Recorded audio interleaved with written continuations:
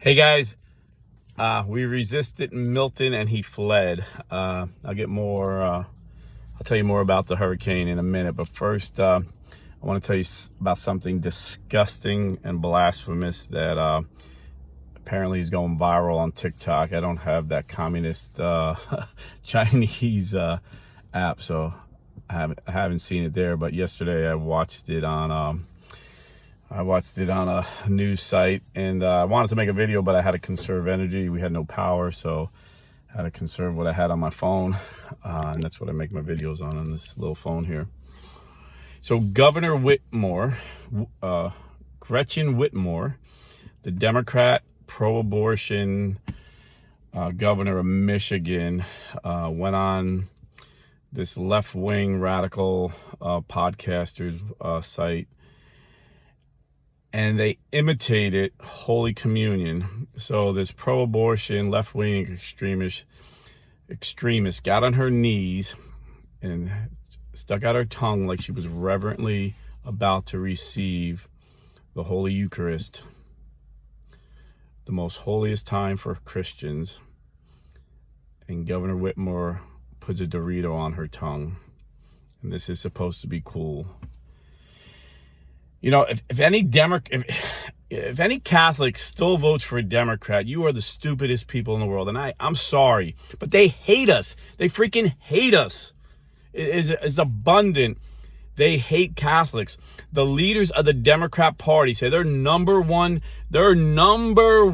issue is to make abortion legal throughout the entire 9 months of pregnancy. The leaders of the Catholic Church says our number one issue is to prevent abortion. Prevent all abortions through the whole. I mean, we are diametrically opposed. The United States Catholic Conference of Bishops, our leaders, our generals, who we're supposed to submit to as Catholics, say abortion is the preeminent, the most important issue. In fact, in Florida, our priests are telling us if we don't vote no on Amendment 4, we're committing a sin. If you vote yes, you're committing a grave mortal sin of commission. If you don't vote at all, you're committing a grave mortal sin of omission. The Democrats hate us, and even worse, they hate God. I remember when Obama was running, they knew they were having trouble with evangelicals, so they wanted to put something in their platform acknowledging God, just acknowledging God blessed America. But they had to vote for it because it was never in there. They never mentioned it. The Republicans always mention God in their platforms. The Democrats never do. So they had to add it. So they had to get the delegates at the convention to vote yes. And at the conventions, if you ever watch them, when they do have a vote, it's yay or nay. There were 0 yays. And then they were all nays. But, you know, the Democrats run their party like the communists ran the Soviet Union, like the Politburo. You know, they'll ask for votes, but they never follow. They do, you know, they're in control. The party bosses are in control, and they knew they needed that in their platform. Well, they felt they needed that in their platform. So they said the yays won. When it was obvious to anybody watching, it was live, I watched it, they lost. It was like 100-0. And the Democrat delegates booed. They booed God for 8 minutes straight. The Democrats booed God. Can't make this stuff up. And when Kamala Harris was a senator, she told a judge he was not qualified because he was a Catholic. She said, you're a member of the Knights of Columbus, and they adhere to Catholic teachings on reproductive rights and homosexuality. And he said, yes. She said, well, that disqualifies you. They hate us. And they hate Catholics the most because Catholics have kept the doctrines from the first century that Jesus gave us. So they hate Jesus and they hate us. And they can talk all they want.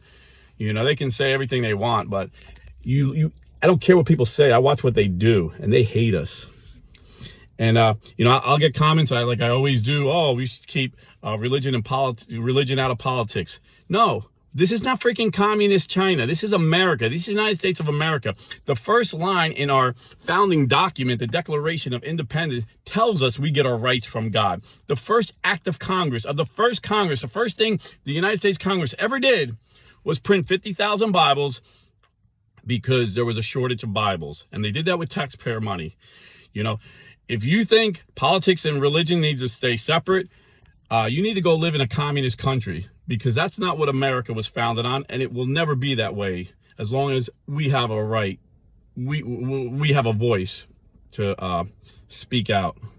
So that's number one. Number two, Gretchen Whitmer, the Democrat who's blaspheming God, using a Dorito simulating Holy Communion. She's wearing a camouflage Harris Walsh hat. These people are so out of touch. They're pandering. They know they got a weakness with men, especially blue-collar men. So they think they can get the most feminist dude, Tim Walsh, Tampon Tim, put a camo hat on him, have him talk about football and cars and guns, and we're going to, oh yeah, he's one of us. These people are so ridiculous. Kamala on Stephen Colbert drinking a Miller. Oh, so they're gonna reach out to Joe Sixpack. I don't know any blue collar guys that drink Miller, to be honest with you. They're so out of touch. They know they couldn't do Bud Light, you know, but they just pander. And all my black friends know, you know, the black men woke up. The black women are for whatever reason, are slow to wake up to this.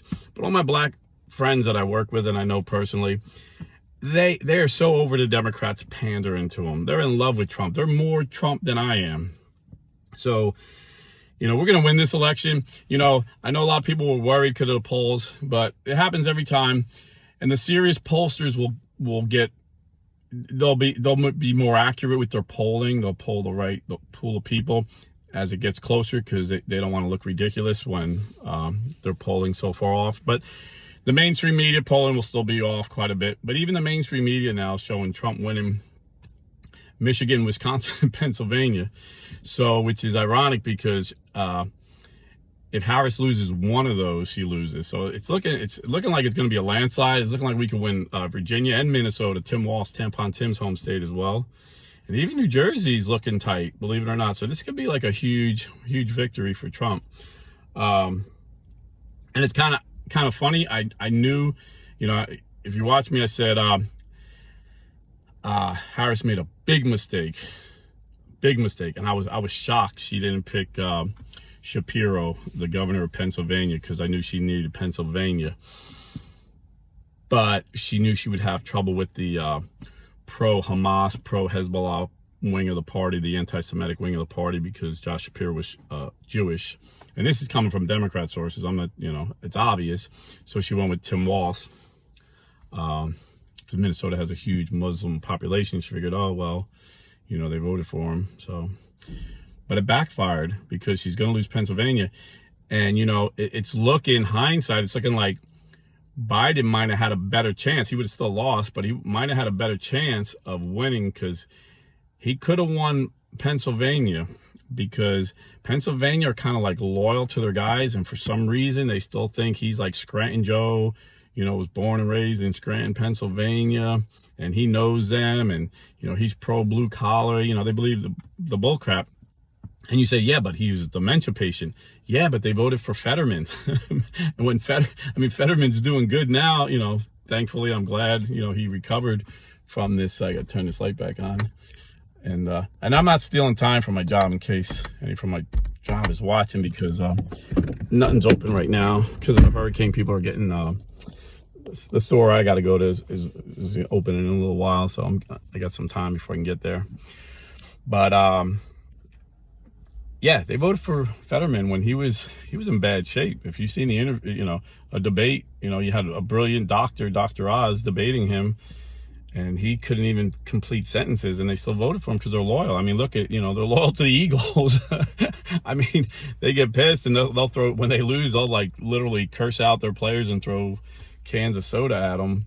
But they'll show up every week cheering, hoping they'll win. They're just a loyal bunch, and so they have no loyalty.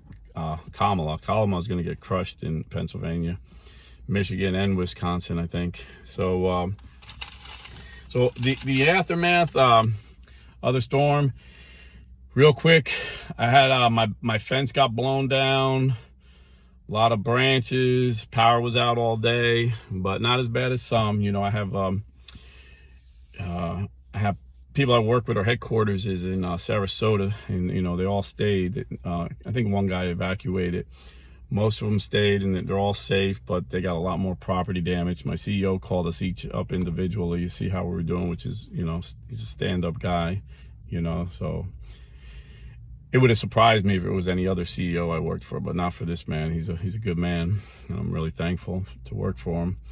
But he called to see how I was. I'm like, how am I? I'm in Central Florida. You're in Sarasota. How are you? He's like, yeah, we took a lot of property damage, but thank God everybody's healthy. You know, nobody's hurt. He said, but some of my neighbors' houses are demolished. They're like unlivable. They're like burnt down to the ground. So pray for the people in Florida. Lieutenant Dan made it out okay. I was going to do a video about Lieutenant Dan, but again, my phone, I had to save it. So if you don't know who Lieutenant Dan is, they say he's homeless, but he has a boat. He lives in a boat, you know, that's his home. So I wouldn't call him homeless. He just lives in a boat, and he's a quirky, kind of strange dude. And some TikToker went and tried to get him, you know, say, hey, you know, get out of the boat, you know, we'll pay for a hotel. And he's like, no, I'll be fine. I always ride out the storms in this boat. And everybody was worried about him. And because we live in a free state of Florida, he was allowed to make his choice. You know, the Governor DeSantis will recommend we leave, but he ain't going to force us. This isn't a communist state like California, New York, or New Jersey. And so Lieutenant Dan, that's his nickname because he's got a half a leg. He's got one leg and the other leg's like half disabled. He said, no, I'm good. I got Jesus with me. He'll protect me. I'll ride out this storm. And sure enough, he made it. They asked him how it was. He goes, well, I got about 4 hours sleep until the water got really rough. Oh, and by the way, he was in a boat in Tampa Bay, like right where the storm hit, came on shore. So he lived in a tiny little boat. It wasn't a big yacht or nothing. It was just a little crappy little boat on the Tampa Bay when a category 3 hurricane came ashore. And he said it woke him up flying through the air. He said he was bouncing against walls. He goes, but I kind of figured that would be. He goes, but then after, you know, about an hour, a couple hours of that, I think he said like 4 hours, actually, if I'm not mistaken. Well, he said he had 4 hours sleep, but he said for a while he was bouncing against the walls, but he's fine. So Lieutenant Dan made it. And now, of course, you know, they're surprised because Lieutenant Dan has this long criminal record. I mean, if you've seen the guy, you kind of figured he had a long criminal record. But you know, God can redeem anybody. And that dude had faith. He was talking about Jesus. And I said, wow, he's got more faith than most of us, you know. This homeless looking, crackhead looking dude is, you know, how people described him. But he just looked like he had a rough life, you know, in my opinion. And I'm sure he's a criminal. But, you know, we were all criminals. We all offended God, you know. We're all saved by his grace. And I think Lieutenant Dan somehow found the Lord, and he knew the Lord was with him, just like the Lord was with Peter and the apostles in the boat. When the boat got rough, they got scared, you know, and Jesus calmed the storm. Lieutenant Dan had enough faith to ride through the storm because he knew Jesus was in the boat with him. So I thought that was pretty awesome. But you know, it's the day after the hurricane. It's a little chilly, which is nice. I like the weather after the hurricane because, you know, Florida sometimes gets so hot. So it's a little chilly, a little breezy, but everything, you know, everything's getting back to normal. All the blue collar guys are back to work. Already seen the milkmen out there. Already seen the Coke guys and the Pepsi guys. You know, we do our thing. You know, blue collar. Generally white collar guys get the day off after the hurricane. But you know, everybody's saying, oh, Biden failed in the hurricane. And he did. You know, that's typical. But what's the difference? I wanted to point this out because a lot of people watching the news don't understand what's going on. The difference between Florida and North Carolina is Republican Governor Ron DeSantis and Democrat Governor Roy Cooper. You see, Ron DeSantis, when he was asked about FEMA, he's like, we run the show down here. If we need something from FEMA, we tell them what we need. But we don't depend on them. Bingo. That is the key. Democrats depend on the federal government. And Republicans know the federal government is not dependable. So federal government didn't get to North Carolina for like a week after it happened. And Roy Cooper, the Democrat governor, is a complete and total failure up there. he just waited on them, and, former Green Beret Tim Kennedy, who's got a podcast, he had a group of guys out there.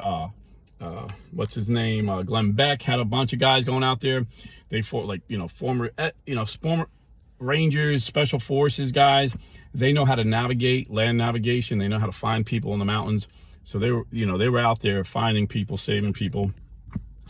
And they said the hardest thing was the government was blocking them at every turn. It was ridiculous, until, Trump and Elon Musk sound the horn, and then they had, Democrats, especially Biden, they always react. They never are proactive. They always react. Oh, what's going to happen? They always watch to see what the political winds are. So they reacted.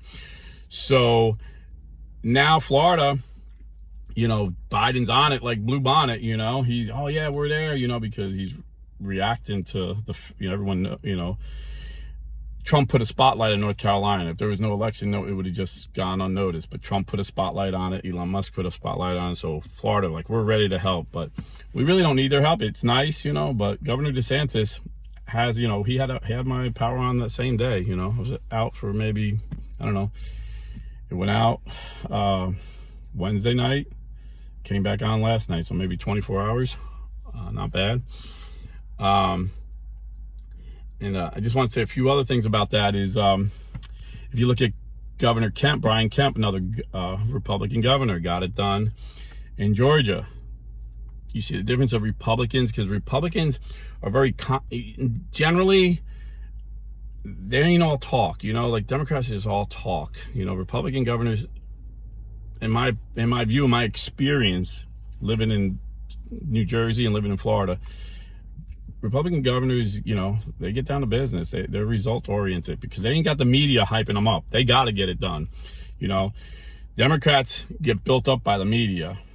People vote for Democrats because they hear what the media says about them. Republicans get elected by results, and so it's kind of interesting.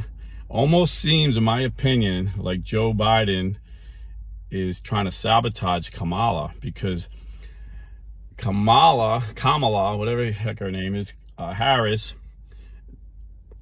I've been in Florida 28 years now, moved from New Jersey. And I guess Harris and Biden's been president for 4 years. Never heard or seen Harris during any of these storms. It's always DeSantis out front, and he'll work with Biden. He worked with Trump, whoever it is. But you never see Harris. Now, all of a sudden, supposedly NBC News heard a rumor that DeSantis wouldn't take her calls. So Harris is like, yeah, he's politicizing it. People's lives, she has the standard canned lines that they tell her to say, that her handlers or puppets tell her to say. Yes, he's politicizing it. And when DeSantis was asked about this at a news conference, he's like, this is the first I'm hearing this. I didn't know she called. I've been here, been governor under Trump and Biden. I worked well with both Trump and Biden. They give me the help I need. But I run the show here. I ain't got time for politics.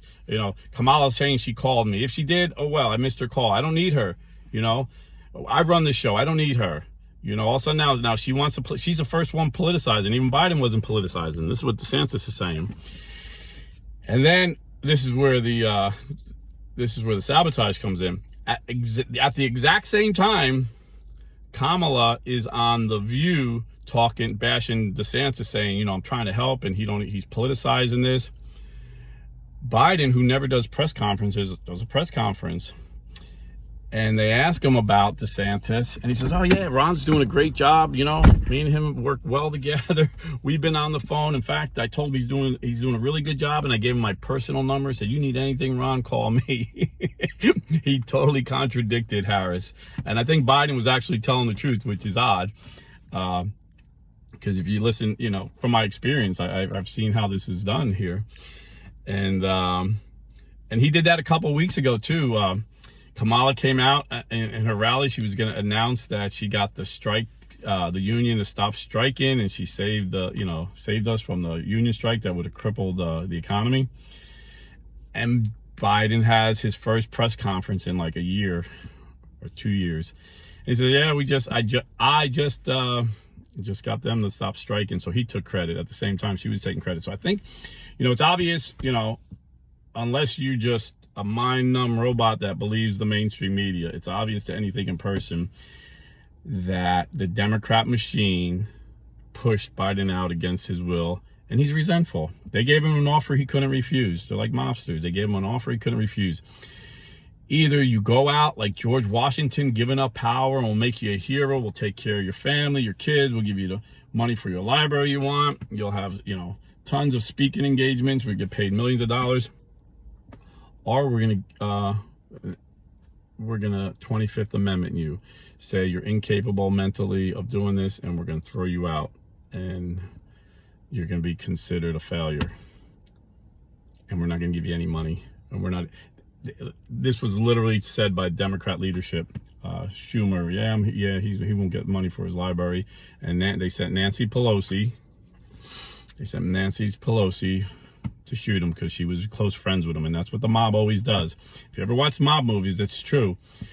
They don't send some hitman from across the country. They have your best friend walk you in a room and put a gun to the back of your head and shoot you. And that's what Nancy Pelosi did to Biden. And he's resentful. I honestly believe that he's resentful.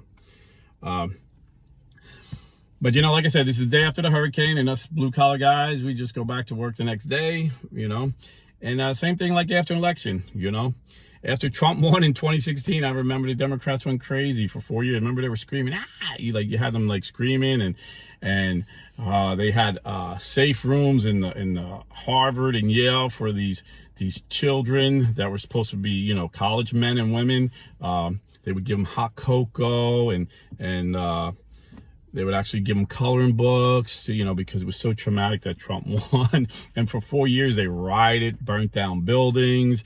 And Kamala Harris said, yeah, keep rioting, remember? And she went on the news on MSNBC and said, yeah, we got a bail fund going. And she bailed out murderers and cop killers, This is all true, This is all factual. For 4 years, they couldn't accept that Hillary Clinton lost. And you say, well, you guys couldn't accept when Trump lost. No, we had one day where a very small minority of Republicans acted like Democrats for a day. J6, that was it. But we accepted it. Trump left, We tried fighting it legally. None of the courts would hear the evidence. And so he left, And, if you don't think these things happened, Chris Wallace, who hates Trump, who's totally biased against Trump, just wrote a book, 1960, where he admits JFK stole the election from Nixon, Illinois and Texas, So his father was a mob boss. His father was a gangster, Joe Kennedy, and he was real good friends with Richard Daley, the mayor of Chicago. Chicago was such a corrupt town. It still is.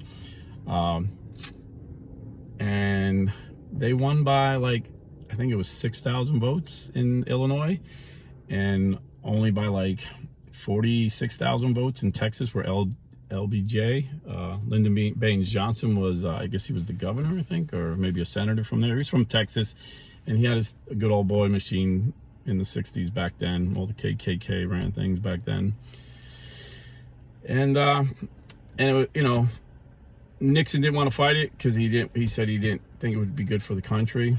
So Kennedy took it. But who knows? Maybe there was a backroom deal. Who knows? Maybe he was given an offer he couldn't refuse. Who knows? But so these things happen. But it's not going to happen this time. So please vote, and vote early, because we want to just make it so big. We just want to make this so big. And I think there's too many legal eyes and too many political eyes on our side watching the vote. I think we're going to get a legit win here this time around. So please don't forget to vote. I have a few more things I wanted to go over. Wrote some notes, but I scribbled them and can't read them. So just keep praying for our country. Pray for this election. Pray for, like I said, I got through pretty good. It was a stressful day, but nobody's hurt. We're all safe. All my kids helped each other out. They helped me out, so we got through it. Thank God for family. If you knew, everybody was looking out for everybody. There's a widow in our neighborhood we look out for. And, you know, you've seen everybody helping everybody, but nothing like North Carolina where they really got demolished. And, you know, the American citizens up there, just out there saving people, just regular American guys. I mean, there was a lot of, like I said, former special forces guys finding people, but just a lot of just regular guys, working guys, just, you know, going out, looking and helping people. You know, that's the America. That's the America that's great. Not these politicians that are up there BSing. The regular American citizens is what make America great. So, you know, it's like that French philosopher said, you know, America is great because America is good. You know, we're not perfect. You know, we're all sinners saved by grace. You know, if you are a Christian, and, you know, I get this all the time. Well, Trump's no Christian. I don't know his heart, you know. But I do know his policies are the best policies I've ever seen for Christians. The best policies I've ever seen for the unborn. So I don't know any of their hearts. You know, they're all trying to get us to like them. So they're not going to show you themselves 100%. But I think out of anybody who ever was president, Trump is by far the most transparent, authentic man. You know what you're getting with Trump. He tells you what he's going to do and he does it. So I don't see how anyone who's a Christian could vote for Harris or even sit this out. This is not even close. This is not even close. So please vote early for Donald J. Trump. And if you live in Florida, you have to vote no for Amendment 4, or your soul is in jeopardy. God bless and stay Catholic.